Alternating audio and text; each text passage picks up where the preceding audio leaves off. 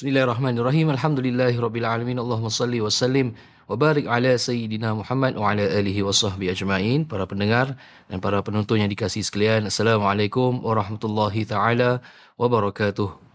Alhamdulillah, kita sedang berada dalam bulan Ramadan yang penuh barakah, di mana kita semua mengharapkan kebaikan-kebaikan yang dijanjikan oleh Allah Subhanahu Wa Taala kepada kita. Di antara perkara kebaikan yang wajar kita lakukan adalah kita sentiasa beramal untuk mendapatkan keridaan Allah Subhanahu Wa Taala. Kita selaku hamba Allah, kita menagih pengampunan daripada Allah, kita menagih rahmah Allah Subhanahu Wa Taala dan kasih sayangnya. Mudah-mudahan Allah Subhanahu Wa Taala permudahkan perjalanan ini di dalam kita mencari kebaikan-kebaikan ini. Para pendengar dan penonton yang dikasihi, di dalam kita berusaha mencari kebaikan untuk diri kita, jangan lupa pula amanah kita sebagai seorang suami ataupun isteri yang telah berumah tangga. Kita gunakan peluang ini, peluang kesempatan untuk kita tambahkan lagi kasih sayang, jalankan amanah dengan sewajarnya, memberikan keperluan-keperluan yang sepatutnya kita berikan kepada mereka. Mudah-mudahan Allah Subhanahu Wa Taala juga kurniakan kita kekuatan untuk kita menggalas amanah dan tanggungjawab ini di dalam bulan Ramadan. Isteri Nabi sallallahu alaihi wasallam, Sayyidatina Aisyah radhiyallahu anha, pernah ditanya, bagaimana Rasulullah sallallahu alaihi wasallam dalam rumah?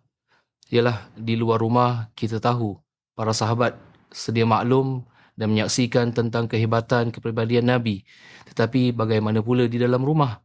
Maka kata Sayyidatina Aisyah radhiyallahu anha, kana fi mihnati ahli. Yang bermaksud adalah Rasulullah sallallahu alaihi wasallam itu sentiasa bertugas atau berkhidmat untuk ahli keluarganya di rumah. Dan apabila waktu solat itu tiba, baginda segera tunaikan solat. Pendengar yang dikasihi Allah sekalian, melalui apa yang kita dapat fahami daripada perkataan dan juga penyaksian seorang isteri Nabi Sayyidatina Aisyah radhiyallahu anha ini, ia menggambarkan kepada kita satu perkara yang penting dalam kehidupan rumah tangga, yakni komitmen. Komitmen di dalam memberikan yang terbaik untuk pasangan hidupnya. Komitmen di dalam memberikan sumbangan dan memberikan impak yang bermakna untuk membina keluarga yang cemerlang dunia dan akhirat. Maka marilah sama-sama kita gunakan peluang dalam bulan Ramadan. Selain daripada ganjaran yang kita ingin raih, kita juga ingin meraih rahmah dan kasih sayang daripada Allah Subhanahu Wa Taala, yang di mana kita nak juga rahmah ini dicurahkan kepada pasangan kita. Ia tidak boleh tidak melainkan daripada usaha kita dulu. Jadi di dalam bulan Ramadan ini, insya-Allah saya ingin memberikan beberapa saranan, perkara-perkara ataupun amalan yang boleh kita lakukan untuk menambah kasih sayang sesama suami isteri di dalam bulan Ramadan. Yang pertama, jangan tinggalkan solat berjemaah. Solat berjemaah bersama pasangan hidup anda itu adalah sesuatu yang diperlukan. Solat berjemaah adalah benteng daripada perkara-perkara ataupun anasir-anasir yang tidak sihat daripada mengganggu-gugat rumah tangga dan juga rumah kita. Solatlah berjemaah sekurang-kurangnya satu waktu dalam satu hari. Solat maghrib berjemaah ataupun solat isyak ataupun mana-mana yang kita sempat. InsyaAllah dalam bulan Ramadan, bila kita lakukan dengan penuh penghayatan, Allah akan pasti tambahkan ganjaran dan Allah akan tambahkan kasih sayang sesama kita. Yang kedua, saudara-saudari, jangan lupa juga kita makan bersama. Seperti mana kita biasa melakukan aktiviti, kita beriftar bersama atau bersahur bersama pasangan hidup. Tambahkan nilai di dalam kita berinteraksi bersama pasangan kita. Gunakan kesempatan untuk kita mengatakan perkara-perkara yang baik kepada pasangan kita. Kita memuji segala jasa dan sumbangan daripada pasangan kita. Kita mendoakan yang terbaik buat pasangan kita. Kita bergurau senda, kita berdiskusi ataupun kita melakukan muhasabah untuk meningkatkan lagi penghayatan agama. Dan semua ini boleh dilakukan ketika kita beriftar maupun bersahur. Baik, yang ketiga dan yang terakhir yang boleh kita lakukan dalam Ramadan ini bersama pasangan hidup adalah kita libatkan diri dalam kerja-kerja kebaikan.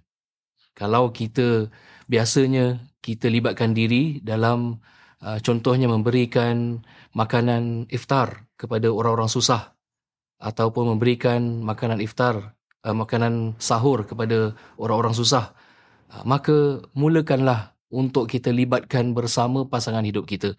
Kalaupun tidak mampu untuk memberikan sumbangan tenaga, sekurang-kurangnya kita mampu memberikan sumbangan wang ringgit kita. Kita mampu untuk memberikan sumbangan dari sudut mengajak orang lain di kalangan kontak kita, di kalangan ahli keluarga kita, kenalan kita, untuk libatkan sama untuk menjayakan usaha ataupun program ini.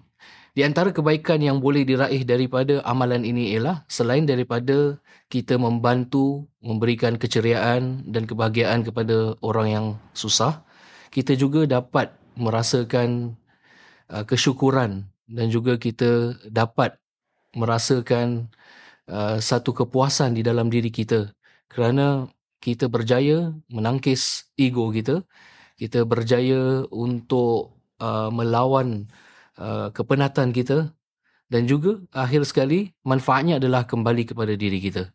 Ya, kembali kepada diri kita kerana kita bermuhasabah dan kita menghayati orang-orang yang lebih memerlukan, yang kurang bernasib baik dalam bulan Ramadan.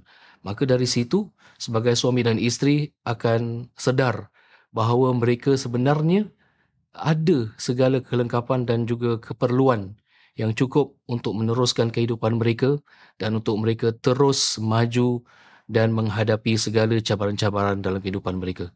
Jadi semoga Allah Subhanahu Wa Taala sentiasa permudahkan perjalanan suami isteri, rumah tangga kita, dan semoga Allah Subhanahu Wa Taala sempurnakan juga keperluan-keperluan kita dan semoga ke syurga akhirnya. Amin ya rabbal alamin. Sekian daripada saya. Wassalamualaikum warahmatullahi wabarakatuh. Selamat berbuka.